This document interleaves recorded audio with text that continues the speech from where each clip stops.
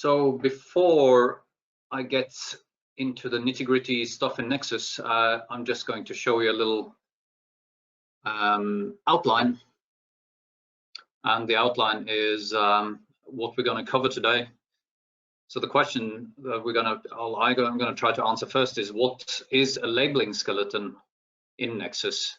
Then we're going to try and build a relatively simple labeling skeleton. And then we're going to move on to a more complex template. And then we're going to ask and answer the question, how do we calibrate the template? And finally, a few words on how to use the template. So hopefully this will be covering roughly the time that I had in mind. We'll see. This is my first webinar, so I apologize in advance if the timing doesn't work out exactly to plan. At this point, I'll go into Nexus, and this is the latest version of Nexus. 2.12, which was released by Vicon maybe 3-4 weeks ago, something like that. Doesn't really matter. And the thing I have done is to prepare a couple of small sessions. The first one contains some mechanical joint data, and the second one contains some shoulder data from our very good customer Jesper at Vid over in Copenhagen. So many thanks to Jesper for allowing me to show you that. But I'll start with the mechanical joint data. This is data that I captured myself a couple of years ago to do some testing. And if I reconstruct this stuff, you'll see 4 markers here and 4 markers here. And these are actually connected. You can't see this, but they are connected with the mechanical joints. So an actual mechanical joint that has, in this case, 2 degrees of freedom. There are some reflections as well, but we'll ignore those. And the first task that I'm going to set myself is to create a very simple labeling model for these 2 segments. So it's just about the simplest thing you can do, apart from just creating a single rigid object in Nexus. The simplest thing you can do is to have 2 segments that we're gonna try and link. So in order to get going, as usual, we create a subject. We can call it just test for now. And here we have our 8 reconstructions. I go into the second button here on the right. And as you can see, this is the subject preparation pane. And what I want to do is look at the lower third of this, which is called the labeling template builder. So this is the main area that we're going to use in Nexus today. So a lot of people have done this before, I'm sure. But I'll just repeat it for anyone who is not aware of this. The idea is to associate markers with segments. So what is a segment? Segment, you can think of a segment as a segment in the body, for example, or as a rigid object. So if you have 4 markers on your mobile phone, you can consider your phone as a segment. The point is that these markers attached to a single segment should move roughly with each other as if they were rigid. So in this case, they are perfectly rigid. So I shall go ahead and create my first segment. Very simple. I'll call it the upper segment since it's upper here. I click the create button. And then I create the segment by specifying its member trajectories, if you like. In this case, the order in which I select them is not actually that important. And in general, I prefer to use the two markers that are furthest apart, or the two markers that kind of, let's say, are along the long axis of the segment. Those two markers I prefer to use as the origin and the primary axis marker. Second step, we go ahead and create the lower segment, just like before. All right, so now we have defined two segments already, and now I'm going to demonstrate a thing that a lot of people find confusing, which is I'll go to a different frame in Nexus and my segments have disappeared. This is a little trap in Nexus, insofar as what happens is that when I define these segments, they are only defined, in this case, for the particular frame at which I was. So if I accidentally move the time cursor to a different place, I lose them. So it's kind of important to stick to the same frame. Okay, just a little tip there. Next step, and just to show you what I've already defined, you can go into the subject and drill down into what the subject actually contains. You can see I've got the 8 markers here. I've got the 2 segments, and I've got some joints. The joints have a particular name, world lower. This means that this is a 6 degree of freedom joint between my world coordinate system and the segment lower, and exactly the same for the upper.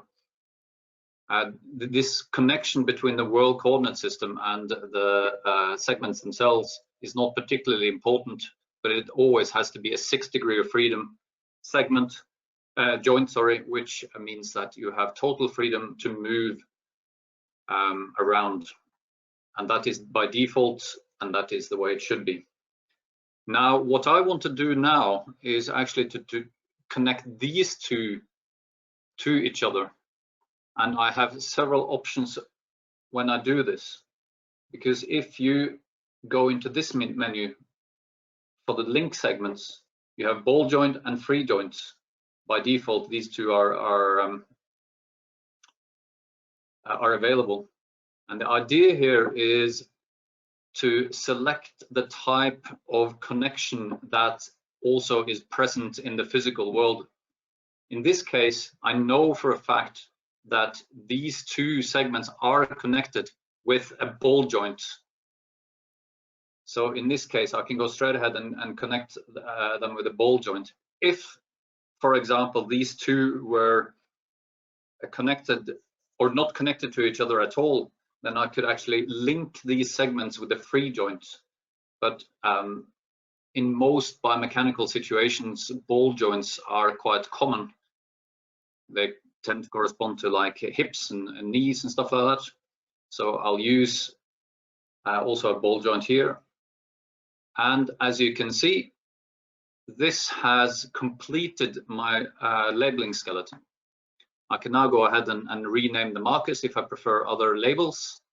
I can change the colors and stuff like that. I'll do that later anyway for the next example. What I wanted to do now is to quickly discuss the properties of this particular model. And at that point, I want to introduce, first of all, the split screen. So I've split the workspace in Nexus and the subject viewer.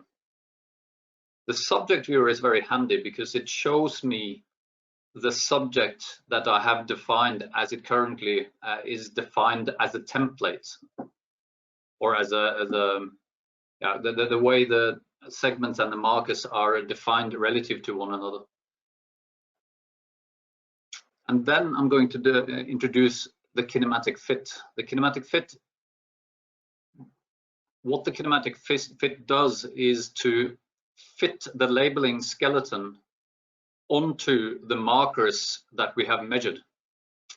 So in this case, it tries to find, it's similar to a least square approximation, and it tries to find the best fit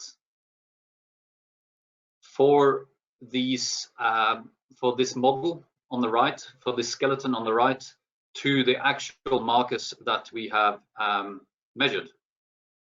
And what I've done here, you can see that this becomes like a marker pair.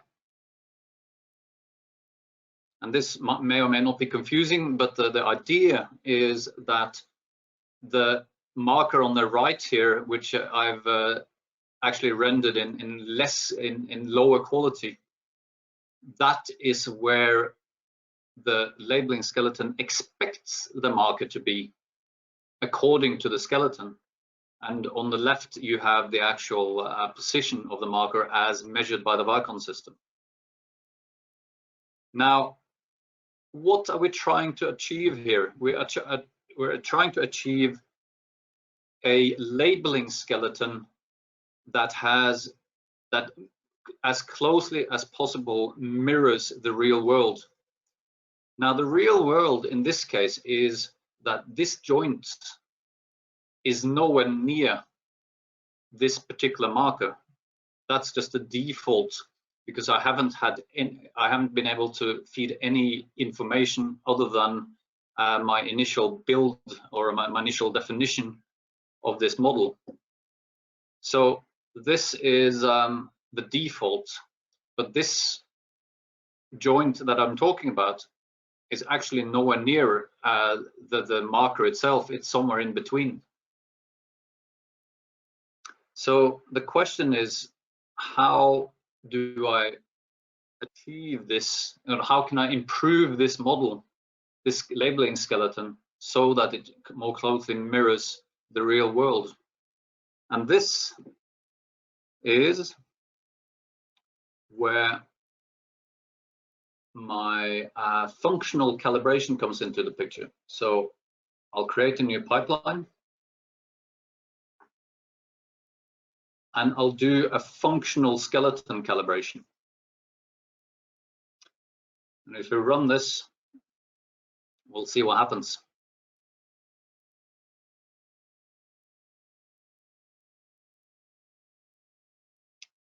It takes a few seconds. It depends a little bit on exactly how complex your model is, and it depends on how long the trial is. But what the functional skeleton calibration does is to try and optimize the actual skeleton and the links in the skeleton to mirror the movement, or to minimize the errors effectively in this kinematic fit. And this works beautifully for a mechanical joint like this, because it's, the markers themselves are actually very rigidly attached, and the mechanical joint is a mechanical joint, so it has a very, very well-defined central rotation.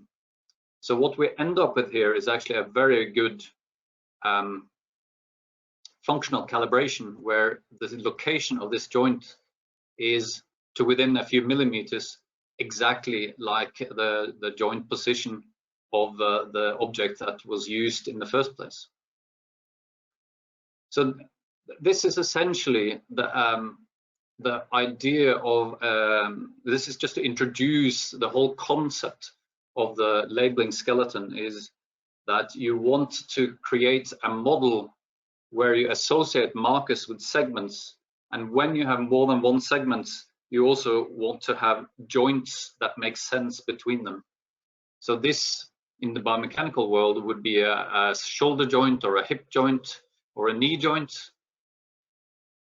But it can also be, if you're measuring a robot, it could be a robot's joint. Okay. So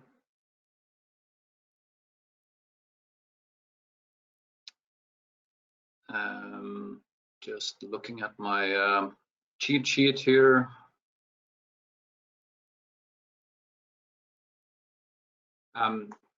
Yeah, so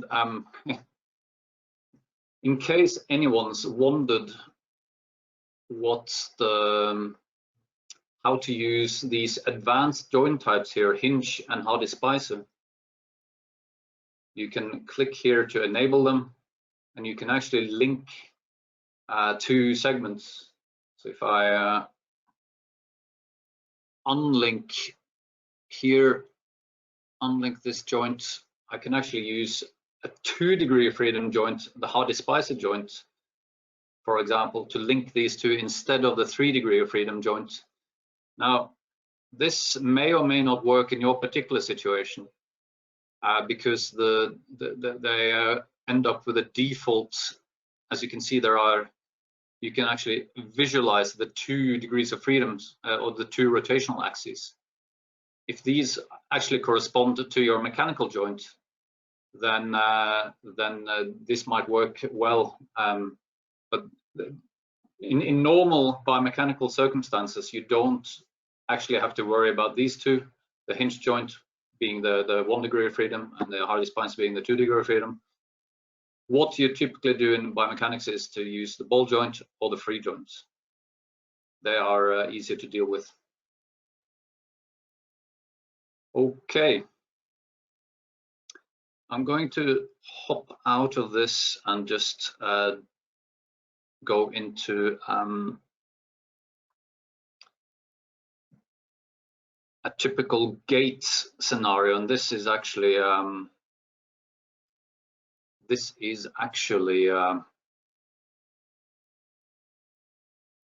Vicon example data that you can download from the website of Vicon.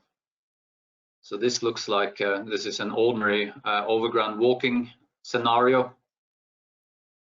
And here in the subject viewer, we can see that this is our subject definition. Very interesting, because this subject definition has been customized or it has been created to look very much like a human, but in a slightly awkward pose. So this is also an aspect of this labeling skeleton. A labeling skeleton will also have a pose. So if I go into the static here, and you can see the pose of the static person is what we call the motorbike pose, where the arms are pointing forwards. Now, this pose is actually not the same as the pose on the right-hand side.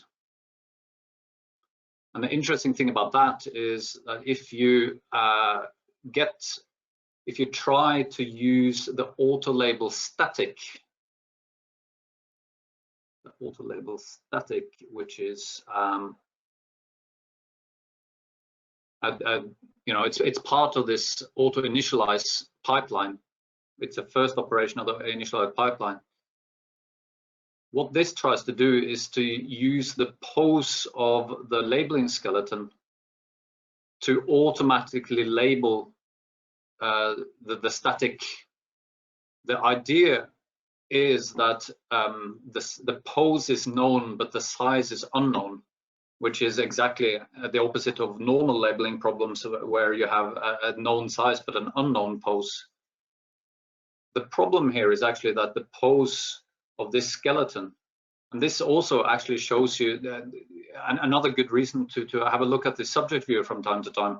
If you wonder why on earth is my static not labeling automatically correctly, it may well be due to the pose in the static, as in the labeling skeleton being different from whatever a pose your subject has.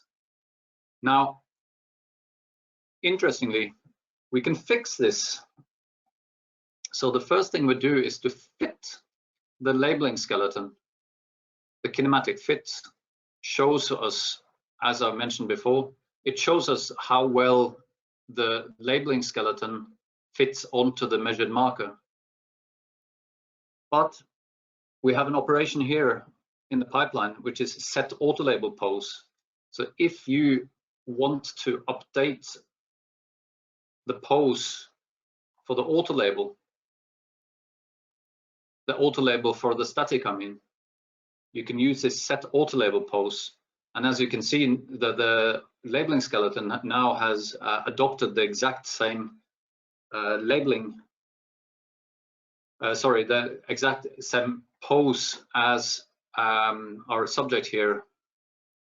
And the great thing about this is that now the auto label static is going to work a heck of a lot better. So there's just a little introduction into that the pose of the labeling skeleton also matters when it comes to saving that awkward and boring step of fixing any labeling mistakes in the static. All right. And of course, now we could have just calibrated the whole thing like we would normally do with the auto initialize. Good.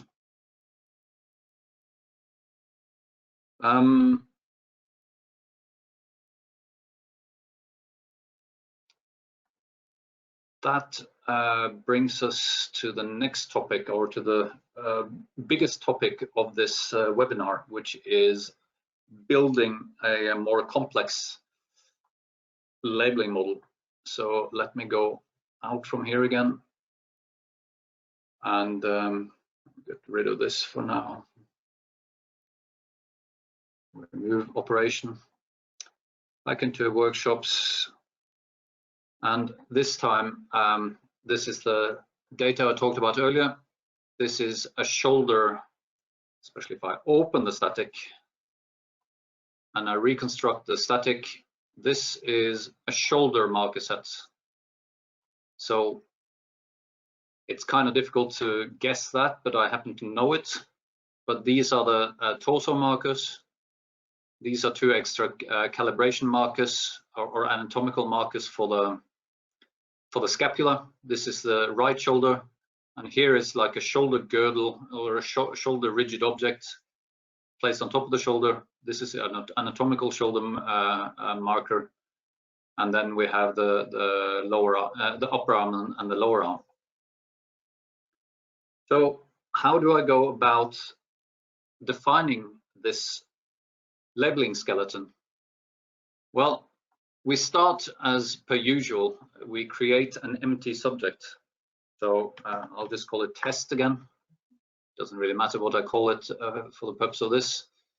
And I start just like I did with that simple object earlier. I start creating segments. In order to identify these segments later, it's obviously quite handy to call them exactly what the segments are in the real world. So I'll start with the torso. And as I mentioned earlier, it's kind of nice to use the long axis of the segment in a biomechanical sense as the origin and the primary axis. And then I identify the other markers that belong to this segment.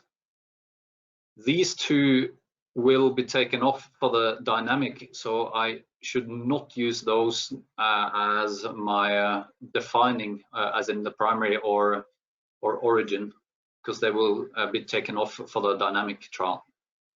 Okay. So this is my thorax or torso. Then I can go ahead and create my left shoulder segment. Left shoulder, create, and I define that using the girdle or the rigid object placed on top of the shoulder, and like that. And then I go ahead and move on with the left upper arm.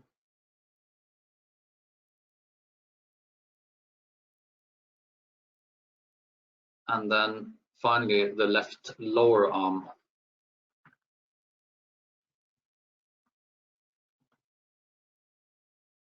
So one thing you will notice here is that I have not used any markers between segments, as in I have not used the same marker twice. This is because I have 3 or more markers placed nicely on each segment. And in that case, we actually get better results when we don't share markers between segments. If I had a more reduced marker set, I might want to use, for example, the shoulder marker, both as a distal marker in the shoulder or in the torso, and the proximal marker in the upper arm, for example, that kind of thing. But in this case, I actually have plenty of markers to define each segment independently. So this allows me the luxury of defining each segment independently. And the cool thing about that is that it enables me also to use the movements in the trial to find the segment locations, sorry, the joint locations, just like I demonstrated a little bit earlier with that mechanical segment. Okay, so the next step now is, and it's very, very quick actually, once you practice this a little bit, you can define a labeling model or a labeling skeleton in just a couple of minutes. But it's to take and to link these together. And I know that for my joints here, the shoulder joint, the elbow joint, and sorry, it obviously starts with the clavicle joint, the shoulder joint, and then we have the elbow joint. They are actual ball joints, so we can approximate them with ball joints. So we end up with this situation. Now the problem here is exactly the same as we had earlier. We do not have the joint locations in the correct biomechanical locations. They're actually quite far away from where they should be, as it were. And I'll show you a little bit later, the problem with that. It may or may not cause the labeling to fail, but what we're aiming for is something slightly better than this.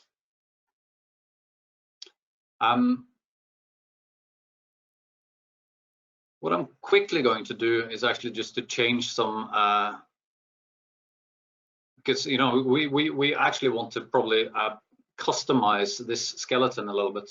For example, these marker names, the default marker names, are not actually that useful when we are going to do some processing later. So you can go ahead and rename the markers is certainly one of the things I recommend you do. That was right shoulder and not left shoulder. And let's call that left scapula upper, left scapula lower. So you can use a keyboard for this exercise. It's we can call this left shoulder 1, left shoulder 2. So these are the markers on the shoulder rigid objects. And here is the anatomical one. So we just go ahead. I might as well do that, complete this now that I'm halfway through.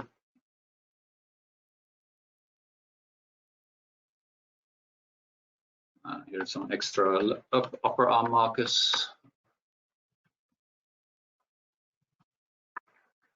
Here's a forearm marker. This is the wrist B on the pinky side, and then we have the wrist A on the thumb side. And here's a second forearm marker. Okay. So now we have nicely identified all our markers. We could also go through and create some and choose some different colors. If we want to have different color for the shoulder markers, for example. That's also nice, just to make it more visually appealing or more easy to debug. And finally, here's another little function that I find handy. If you're confused by all these sticks that stick between these markers, there is a function in the labeling template builder which is to delete stick, so I can go ahead and just get rid of some of these so that I can get a more, again, this is only for visual purposes, so that you can get a more visually appealing mesh. Yeah, this is a little bit random, but it doesn't really matter. This, as mentioned, this is only for visual purposes. Okay, done. All right, so what I have now is essentially a fully defined labeling skeleton with the joints not in the right places anatomically. What I'll do is save this as a template, and I'll call this shoulder uncalibrated, because we have not calibrated this using a range of motion trial. There's one more step that we could do, which I forgot, which is to designate these three markers that we know will be taken off in the dynamic as not as optional, but as calibration only. The calibration only status for the marker means nothing except that it will be removed automatically when you scale and calibrate your labeling skeleton. So I'll resave this, and I'll save the subject as well, and I'll pop into the dynamic. So this happens to be a range of motion trial, and a range of motion trial is ideal for calibrating your labeling skeleton template. The idea being that you then get joint positions that are more anatomically realistic. So as you can see, this has a nice shoulder movement, some elbow movement, and certainly some clavicle movement as well. So what can we do? I'm going to first just remove my three markers that have been taken off. So I just detach those from the model, and I'm going to try and reconstruct and label this.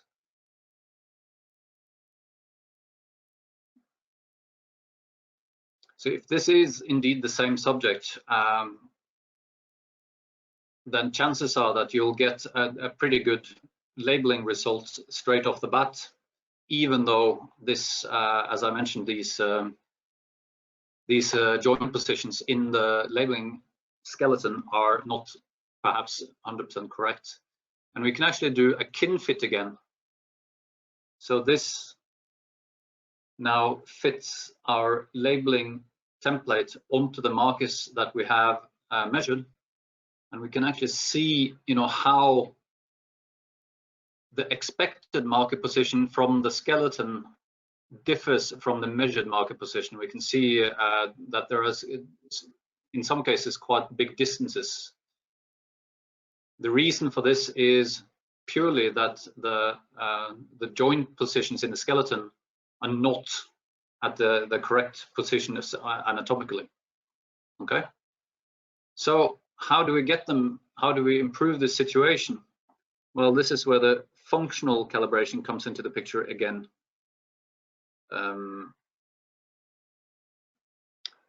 Actually, one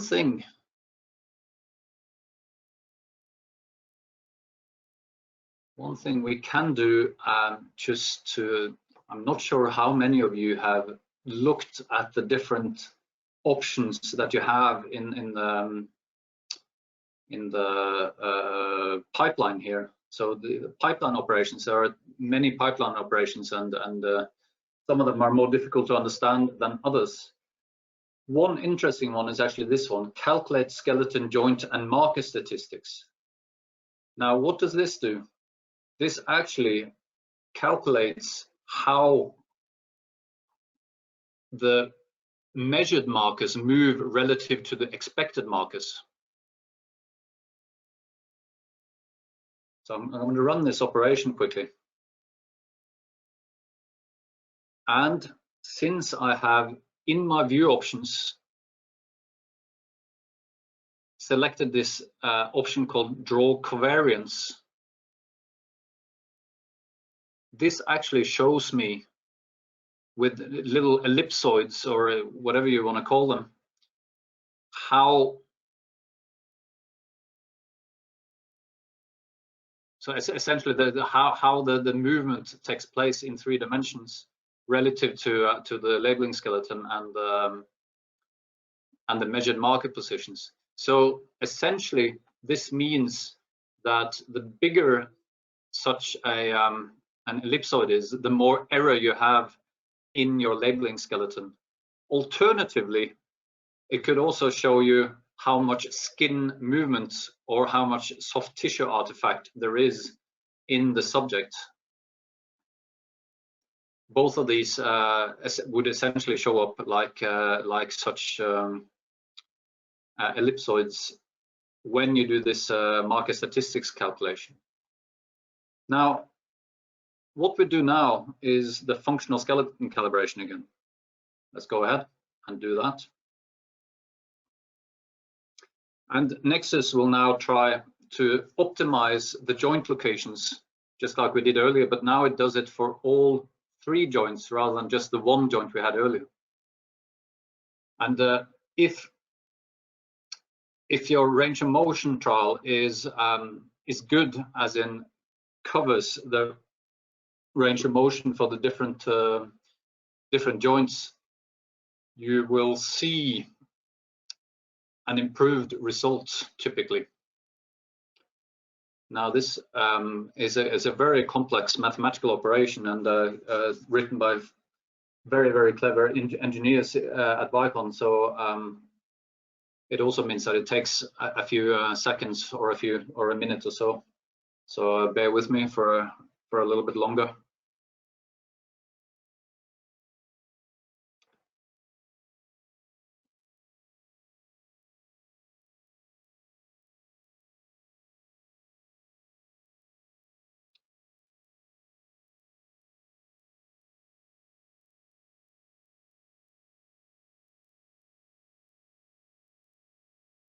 Almost there. Maybe I should have this pre-canned or there we go. It usually gives you a little impression sort of halfway through.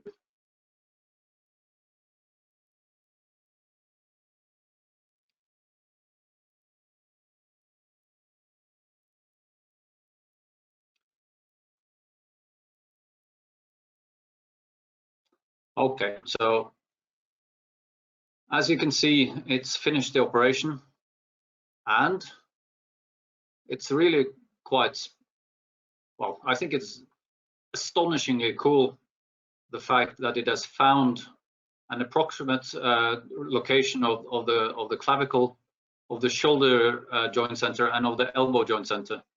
And these, when you look at the movement, you can now see that the difference between the expected marker position and the measured marker position is very low. It's like maximum a couple of millimeters, and of course it cannot be perfect due to skin movement and such things and other minor errors, but it's done a very good job in this case of finding the correct anatomical joint positions.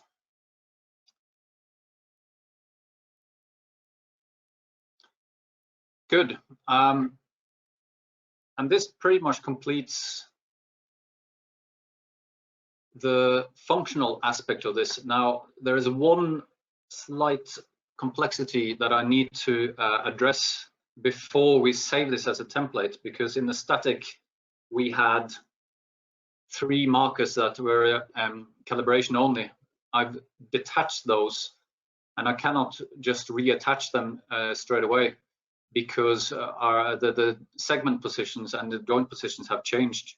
So I need to actually go back into the static, and I can now do a reconstruct and label. So I'm now using the updated subject here. As you can see, this is my updated subject to label the static.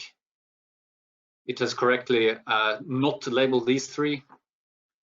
So if I now generate my labeling skeleton by doing the kinematic fit, I can use another function in this labeling template builder to add these markers to the segment again. So I click add marker, select the segment to which I want to add, and then click the markers I want to add. In this case, these 2 to the torso, and I want to add this marker to my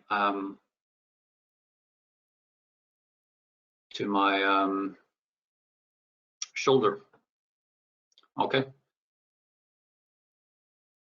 I'll just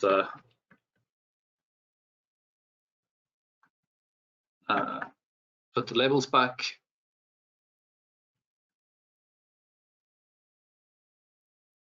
And then the left shoulder. And just like before, make sure that we have them as calibration only.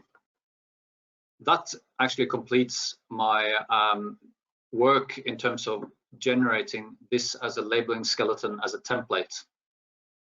Except for one thing, which is that we need to make sure that these calibrated skeleton parameters become the default ones for this. When you first generate the skeleton, the defaults become the one we had earlier, where the joint positions were also aligned with marker positions.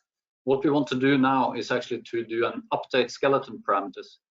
That means that essentially is the same thing as just updating our defaults, so that this skeleton then has these joint locations as defaults. And make sure that you tick all these options. Like this. If you look into the actual VST file, you may see what I'm talking about. But if you have particular questions about this, we can cover that later. It's kind of advanced. So I'm going to save this as another VST, another labeling template. In this case, it's shoulder calibrated. So I've essentially now created 2 new labeling templates, labeling skeleton templates. One which are calibrated using movement, one which is based purely on the marker location from the static. What I want to do now is actually use these in anger, so to speak, in a real world situation.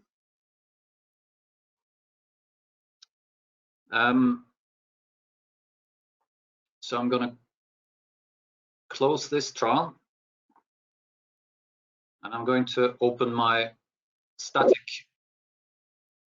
And to be fair, I've cheated here by just changing the marker position so that this subject, it's the same data, it's just 20% bigger. But it kind of illustrates that, you know, this labeling skeleton no longer fits at all in terms of size here. And to demonstrate that, we go to auto label static and try that. This works absolutely fine, as you would expect.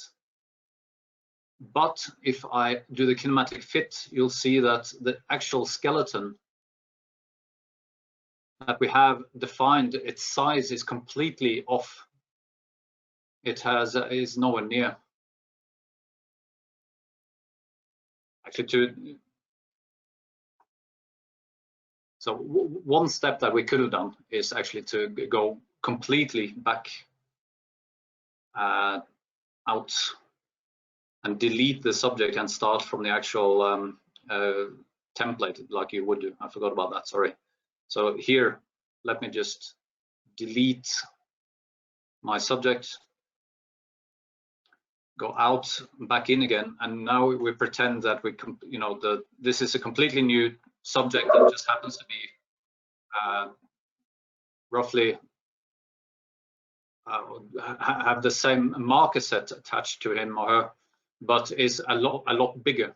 So what we would do is then start with, for example, the shoulder calibrated, and this could be myself. And since I'm sitting in the same pose as we have our labeling skeleton here, I can use the auto label static to automatically label the static trial. But as I mentioned, the size of my labeling skeleton is completely wrong. So what I need to do is, and these are the steps that the auto initialize pipeline actually encompass. The first thing we need to do is scale the subject skeleton. So basically take our template skeleton and blow it up to roughly the same size as the current person in the lab. So I'm going to run scale subject VSK, and as you can see, it's calculated a scale factor and massively increased the size of the skeleton. And the second operation that is in this particular pipeline, as in the auto initialize pipeline, is the static skeleton calibration markers only. And what does this do? It essentially just finds, it has the same skeletal parameters, so it's basically the same lengths of the different segments, and the same marker locations, joint locations, but it then calculates the new marker locations relative to this skeleton. So this is the kind of beauty of using this technique, is that when you get a new person into the lab, a lot smaller, a lot bigger, or maybe just different marker placements, sometimes you place a marker a little bit more proximally or distally or something, you can still use this optimized joint positions, because they scale roughly the same regardless of what subject. So this is essentially all I need to do in order to calibrate this labeling skeleton on a use case by use case. I can also go and calibrate it doing another functional skeleton calibration, but in this case I can probably just get away with just doing the auto initialize and then label all the trials I have captured quite happily. So in order to demonstrate that, I'll go into the dynamic, which is also the increased size one. So here are our unlabeled data, and I'll go on and label this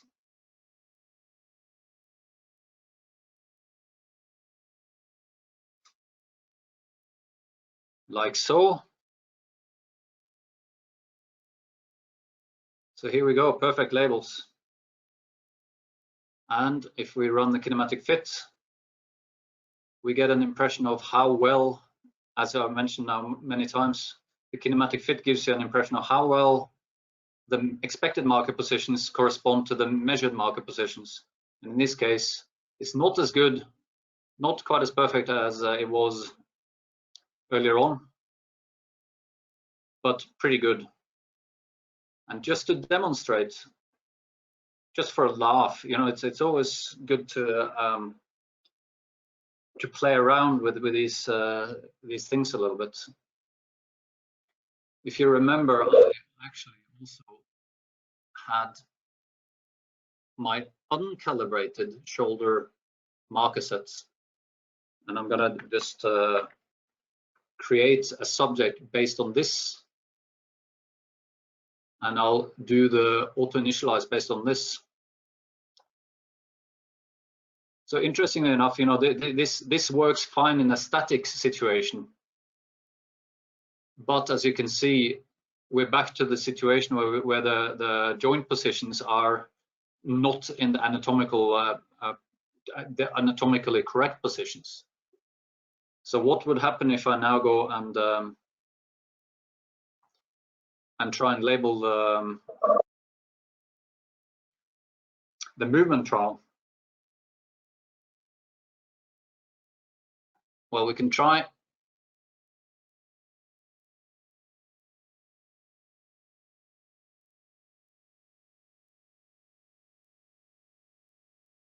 So we get in trouble, and the reason we get in trouble is essentially that the difference between the expected market positions. So you know it's fine as long as you're in close to the static, but when you move further away, this distance between the expected and especially here at the shoulder starts to be so big that the labeler doesn't want to label anymore. I mean, that's essentially the long and short of it is that the labeling skeleton fit is just not good enough anymore for it to do a very good job at labeling. So this changes dramatically, obviously, when we use our calibrated subjects. Instead, like so, I'll unlabel.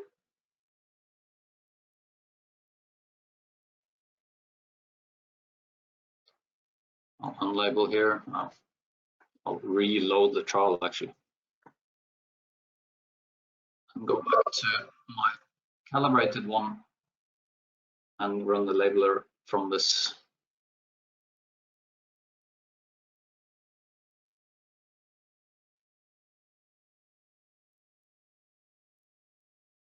Perfect. So now we get the, as predicted, the good labels. Okay, we are at 50 minutes. There are plenty of more things that we could look at, but I suspect that this is a good time for you to start writing in your questions if you have any.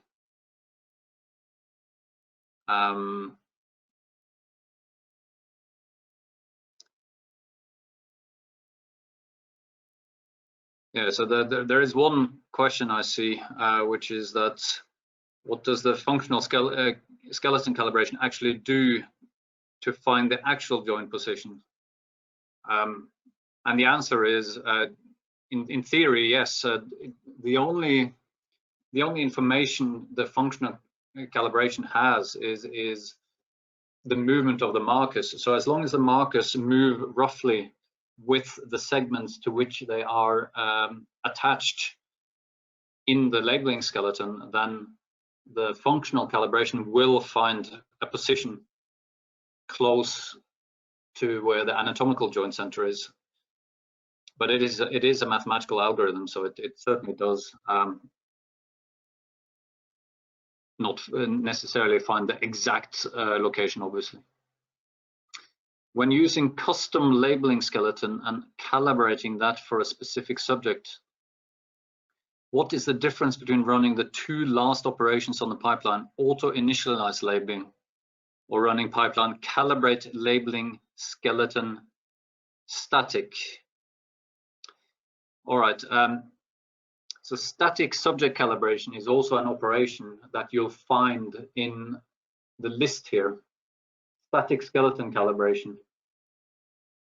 Static skeleton calibration does a different thing, and this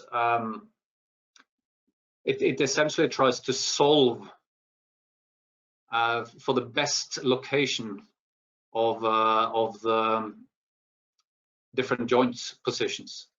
It is a little bit like the functional skeleton calibration, but done on a single frame. Now the problem is that when we build our labeling skeleton like this, we don't have enough information to reliably be able to calculate where these locations, these joint locations are, and this is very important then to bear in mind, because well, I can actually let's just try it. Let's just try it and see what happens.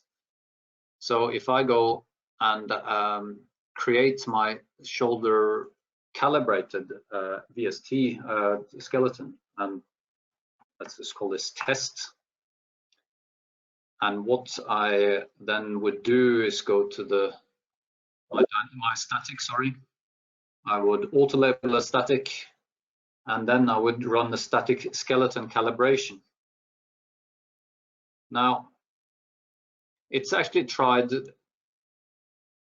to do a similar thing to the functional calibration, but on a single frame only. And this does not work very well for these types of skeletons. Some old plug-in gate VSTs actually should be used with the static skeleton calibrations, because they have been differently built. But in this case, when you use any of these AI VSTs, or when you build your own skeleton like I just showed you, you actually have a situation where you want to keep this general skeletal layout.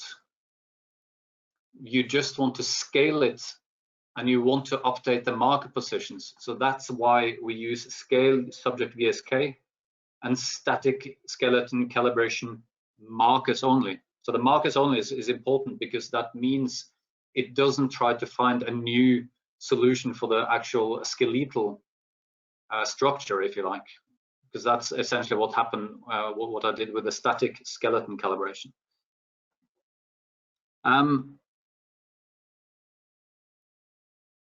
So yes, next one. Hi, this is the most comprehensive tutorial on Vicon I've ever had. Well, that's I'm not sure if that's positive or negative. I'll take it as a positive. Will you do more such seminars?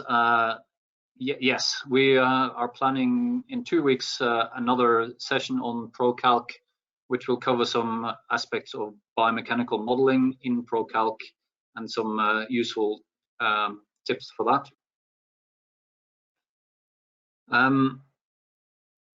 Yes, so it is it the same approach when you want to add additional markers to the default CGM 2.3 model? Yes, so you can use the so what you essentially do is you do the kin fit.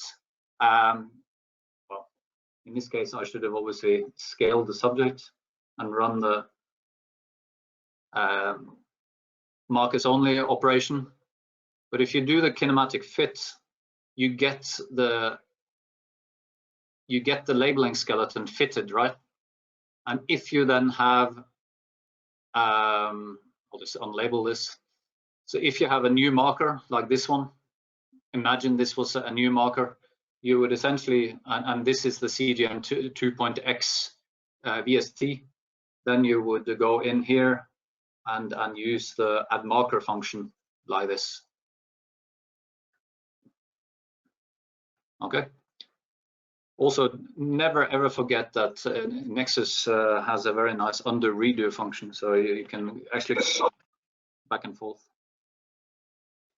What was the crucial pipeline step again to make it a calibrated skeleton? So the one thing that needs to be done in order to make sure that the default skeleton that you save as a template is the one you have calibrated is this update skeleton parameters. And it's yeah, so that essentially replaces the defaults from the uncalibrated, or the initial skeleton that I defined, to the one where these joint positions are have been optimized. How large do the movements have to be in terms of range of motion? Unfortunately, there isn't a particularly good answer for this. They need to be big enough, but not too big. And the reason they shouldn't be too big is when they're too big, you tend to get more skin movement artifact. So a good, for example, for the hip, the star arc movement is definitely one that is recommended, where you do maybe like 45 degrees forwards, backwards, and to the side, that kind of thing. But you know, for the hip again, there's no point flexing the hip until it until the knee hits the chest, because that introduces more skin movement errors. What are the next steps to actually get the joint angles from that labeled skeleton? The joint angles, you can actually, it's one of those,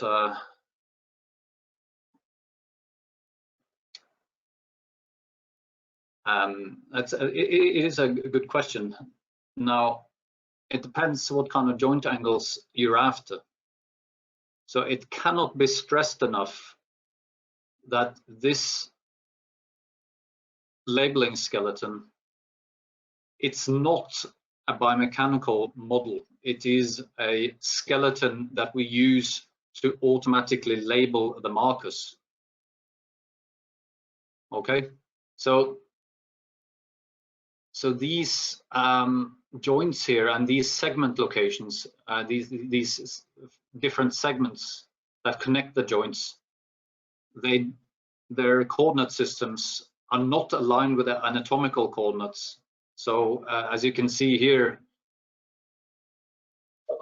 for example, the red axis and the green axis, they don't point in the correct anatomical directions to get flexion, extension, and abduction, for example.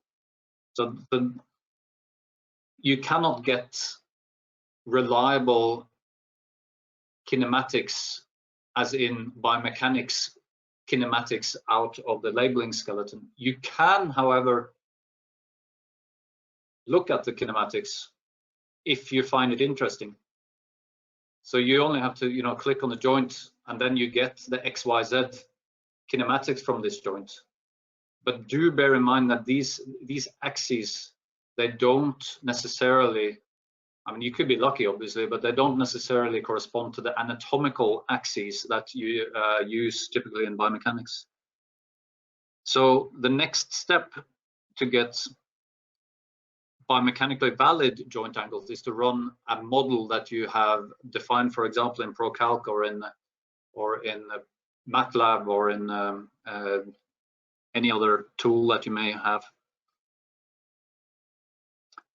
We've had problems with our homemade models that they lose the ability to use the function revert to uncalibrated to obtain the marker list, including calibration markers. Maybe the step where you reload the static trial and redefine these calibration markers is the trick. I guess that's almost like a comment. Yes, but you are correct. This is so the revert to uncalibrated is, of course,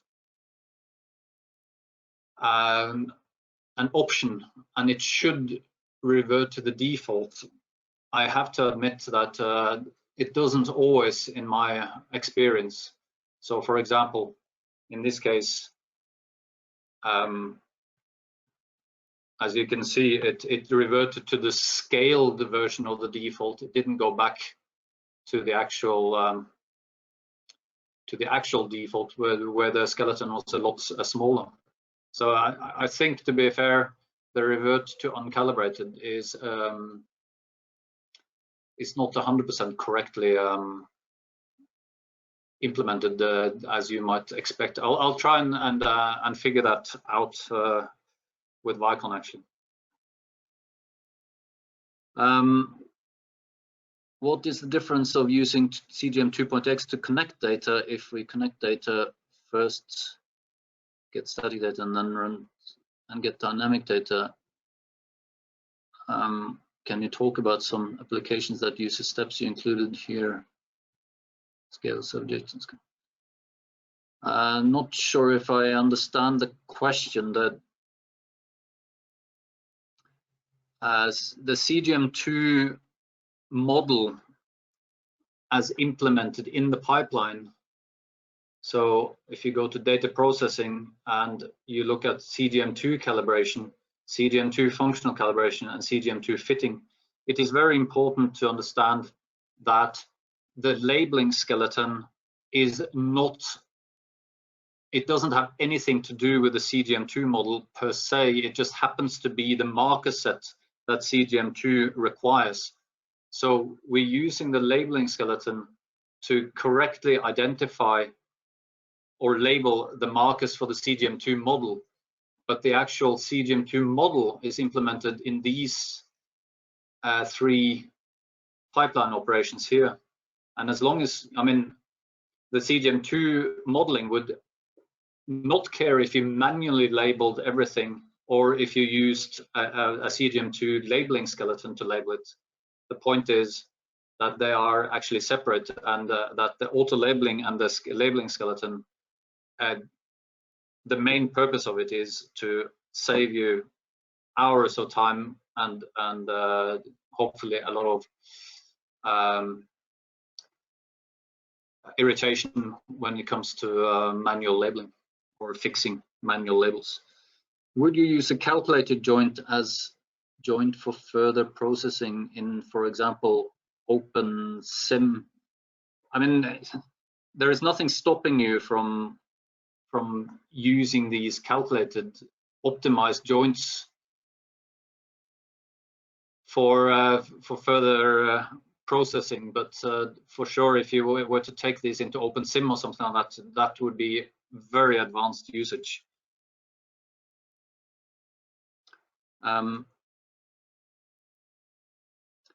The scale subject VSK should be used on a static trial.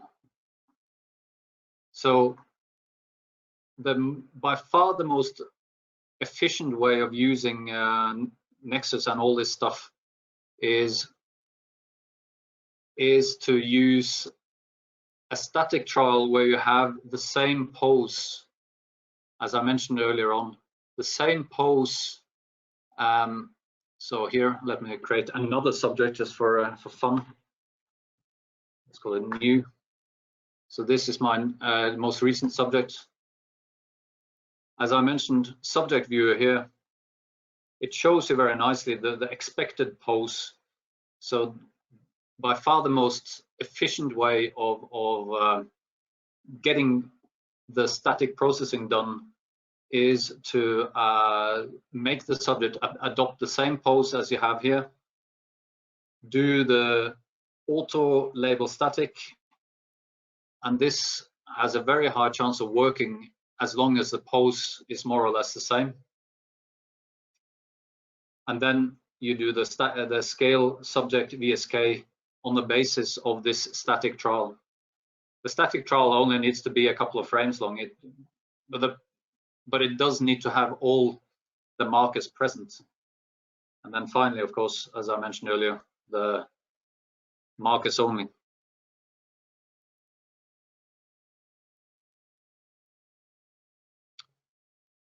Cool. Well, that was quite a few questions. I see the attendee list is starting to dwindle, so I guess people are heading for the coffee room or whatever. But it has been an absolute pleasure to have you all online, and hopefully you're all.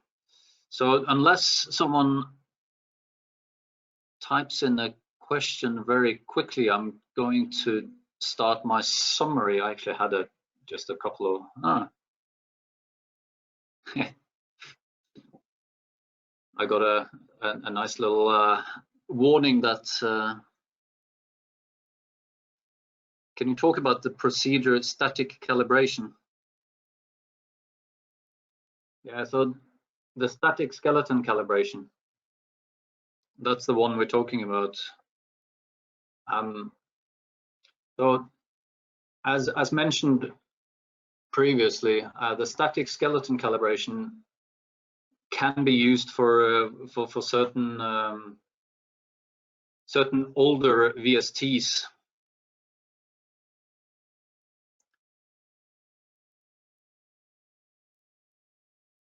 We incidentally, as Fabian just reminded me, we will put this on YouTube, or and send you all a link to download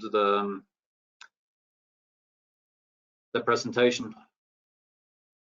So the static skeleton calibration can be used for certain older style VSTs, like one we used to, which was just called plugin gate.vst. That actually scales and computes well with the static skeleton calibration. It's just that with the more recent developments, and by recent I mean since Nexus 2 basically, then using this method with the functional calibration and using a range of motion trial to essentially make your or to calibrate your labeling template is the preferred option.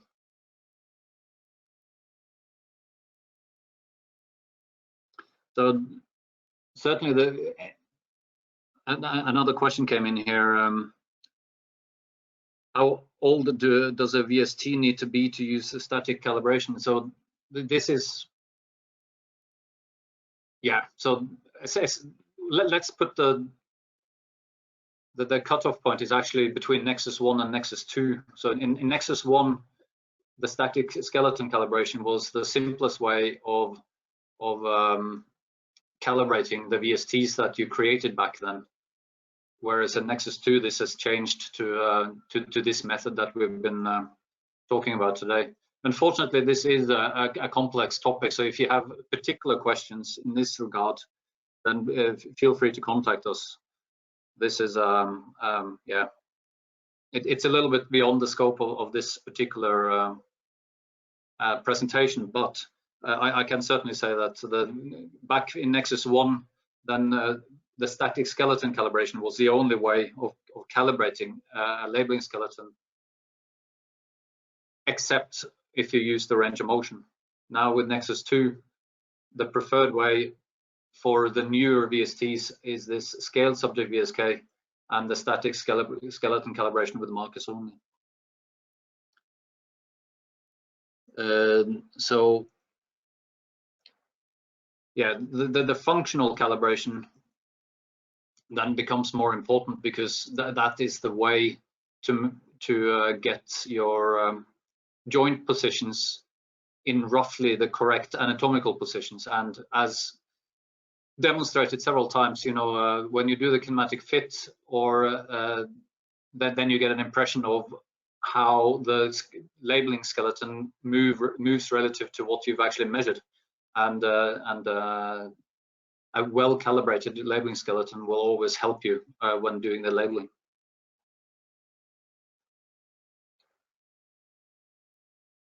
I hope this is roughly what. Yeah, so there is possibly a topic for another follow-up webinar would be what if I don't have enough markers on each segment? So for example, if I have 3 markers on the torso and only 2 markers on the elbow, that's my 5 marker set. What do I do then? How do I define that? And in that case, it might be preferable to actually stick markers close to the joint, because as you noticed, the default when you define it is for the joints to be in the same place as the marker. And if the marker is roughly where the joint is in the first place, then you might get perfectly good results by sharing the marker between the proximal and the distal segment. So if there is interest, I'm sure we can actually go into more detail there in a follow-up webinar. Yeah, so just to summarize, the joint positions do matter, the joint positions in the labeling skeleton.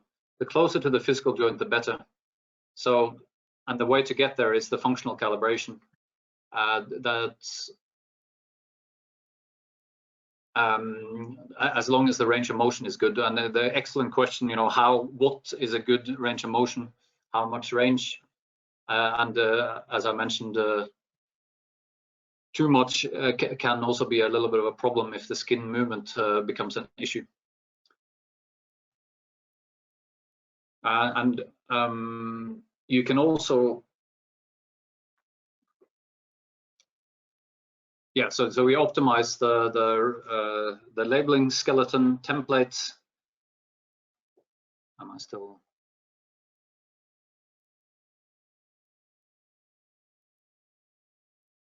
Am I still live here? Hope so. Okay. Yeah, okay, cool. We optimize the labeling skeleton templates using range of motion.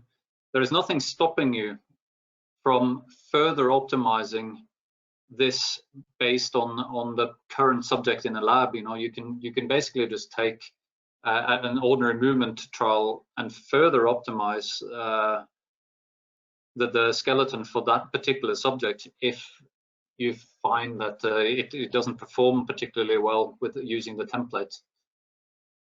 So that's another way to use the functional calibration on a subject by subject basis. The tricky thing there, of course, is that not all subjects are able to or willing to perform a range of motion, but you can also use an ordinary movement trial typically to get a labeling skeleton that will work well for the subject in question.